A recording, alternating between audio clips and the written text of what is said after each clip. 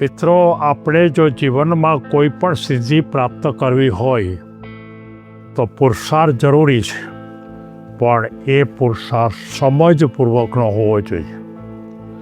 આને ધડ પુરુષાર્થ કરો અથવા તો કોઈ પણ જાતના આયોજન વગરનો પુરુષાર્થ હો તો તમે કોઈ દિવસ ઊંચા આસન પર પહોંચી શકતા નથી. આજની વાર્તા સમજપૂર્વકનો પુરુષાર્થ એ સિદ્ધિના તરફનો રસ્તો.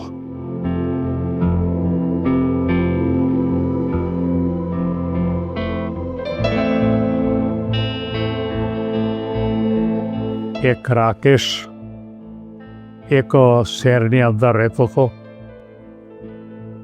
અને એ શહેરની અંદર એના માતા પિતા છે એ પોતે ખેતરમાં ખેડૂતનું કાર્ય કરતા હતા.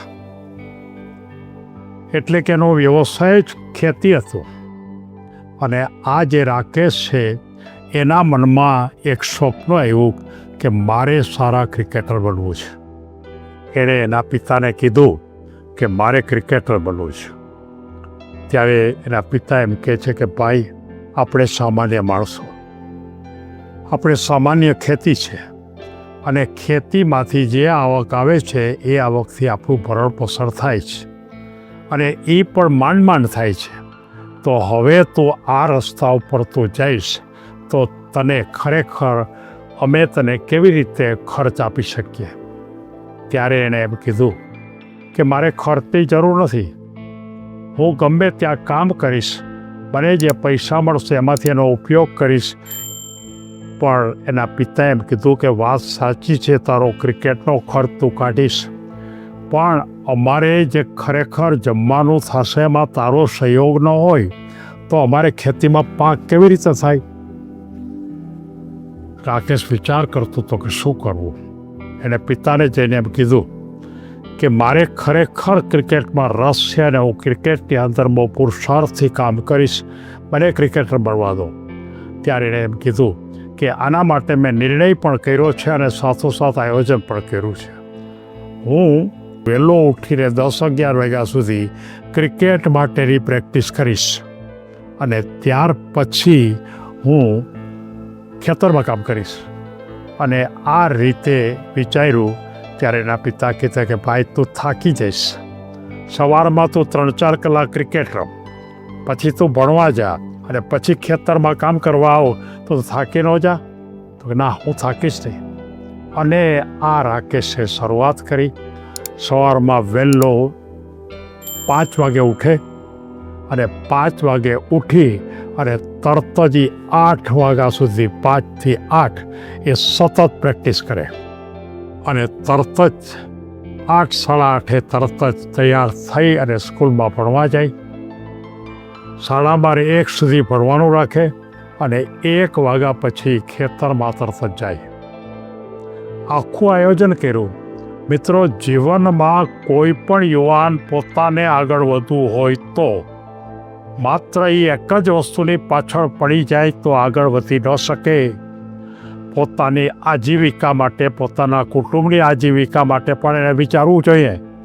અને આ રાકેશે આ પ્રકારની પદ્ધતિ ઉપર કામ કર્યું. ત્યાર પછી 3 કલાક કે 4 કલાક જેટલું ક્રિકેટ રમે અને જ્યારે ક્રિકેટની અંદર એના કોચ એને તાલીમ આપે અને એ તાલીમ સાથે એ રાતના ભાગની અંદર આ ક્રિકેટની અંદરના કેટલાક વિડીયો પણ જોવે.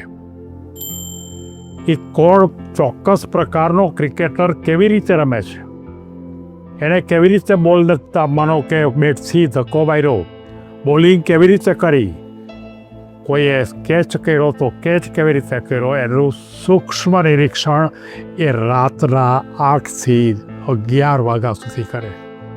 મિત્રો, જેને આપણે એમ કહી શકાય કે સવારના 5 થી રાતના 11 વાગ્યા સુધીનું આખું ટાઈમ ટેબલ નક્કી કરી નાખ્યું. અને એ કરતાં કરતાં કરતાં લગભગ 6 મહિના ગયા તો ક્રિકેટમાં એને બહુ મોટો સુધારો થયો. અને બહુ મોટો સુધારો થયો એટલે એને ફાધરે એમ કીધું કે તું કદાચ ખેતીમાં 1 કલાક ઓછું કરીશ તો ચાલશે, તું ક્રિકેટમાં 1 કલાક વધારે રમ. કારણ કે એને પણ ખબર પડી કે હોશિયાર થયો છે, હાઈ ક્લાસ આવડે છે, બહુ પુરુષાર્થ પણ કરે છે એની પાછળ. અને એમ કરતાં ધીમે ધીમે ખેતીમાંથી સમય ઘટાડતો જાય. અભ્યાસનો સમય પણ આગળ આવે ત્યારે અભ્યાસમાં પણ થોડોક સમય ઘટાડતો જાય. અને સાથોસાથ ક્રિકેટ રમવાની અંદર પ્રેક્ટિસ કરવા માટે એ પોતે સમયને વધારતો જાય. અને એક સમય એવો આવ્યો કે ભણવાનું પણ ગૌણ થયું, ખેતીમાં કામ કરવાનું પણ ગૌણ થયું. થોડા કલાક જ કામ કરે અને સાથોસાથ લગભગ 7 થી 8 કલાક દિવસમાં માત્ર ને માત્ર ક્રિકેટમાં જ પ્રેક્ટિસ કરે. અને ધીમે ધીમે એની જે શક્તિ છે એ શક્તિ બહાર આવવા માંડી. એના જ આજુબાજુના શહેરની અંદર એની પોતાની જે ક્રિકેટની જાણકારી છે એ બહાર આવવા માંડી. અને એને કારણે ધીમે ધીમે સૌથી પહેલાં એ તાલુકા લેવલની ટીમમાં પસંદ થયો, એનાથી આગળ જિલ્લા લેવલની ટીમમાં પસંદ થયો. અને એમ કરતાં એ સ્ટેટ લેવલ ઉપર પણ પહોંચ્યો.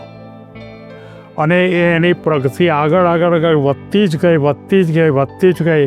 અને એક વખત આ રાકેશ એ ભારતની ટીમની અંદર એ પોતે ખરેખર પસંદ થયો.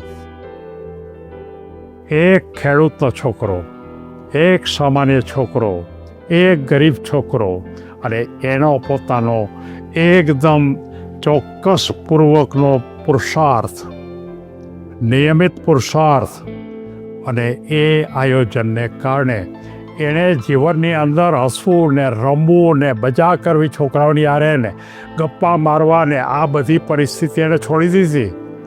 આજનો યુવાન નિષ્ફળ જાય છે એની પાછળનું કારણ પોતાના સમયને વધારેમાં વધારે વેડફે છે. એણે પોતે કોઈ મોબાઈલ કે વધારે પડતા ટીવીના પ્રોગ્રામો જોયા નહોતા. અને આખરે ખરેખર એક ઉત્તમ પ્રકારનો ક્રિકેટર બની ગયો. અને સાચા અર્થમાં એણે યુવા પેઢીને એક ચોક્કસ દિશા બતાવી. આ વાત માત્ર ક્રિકેટરની નથી. તમારે સાયન્ટિસ્ટ થવું છે, આ જ રસ્તા ઉપર જવાનું છે. તમારે મોટા ઉદ્યોગપતિ થવાનું છે, રસ્તો આ જ છે. પણ એ રસ્તાને, જેને આપણે એમ કહી શકાય કે આયોજનપૂર્વકનો પુરુષાર્થ, આ એક ચોક્કસ સારા ઉત્તમ ક્રિકેટરના અનુસંધાનની વાત છે. અને આ વાતને આખી ભૂમિકામાં ન્યાય ન આપી શકાય એટલા માટે બે પર્ટિક્યુલર એ કયા ક્રિકેટર છે એનો મેં નામ લીધું નથી. કારણ કે એને માટે મારે વધારે વાતો કરવી પડે. અને આપણે માત્ર વાર્તાની અંદર સમયગાળો નિશ્ચિત હોય છે. આપણે સૌ યુવાનોને કહીએ કે તમે પણ આ રસ્તા ઉપર જાઓ અને જીવનમાં સિદ્ધિની ટોચ ઉપર પહોંચો.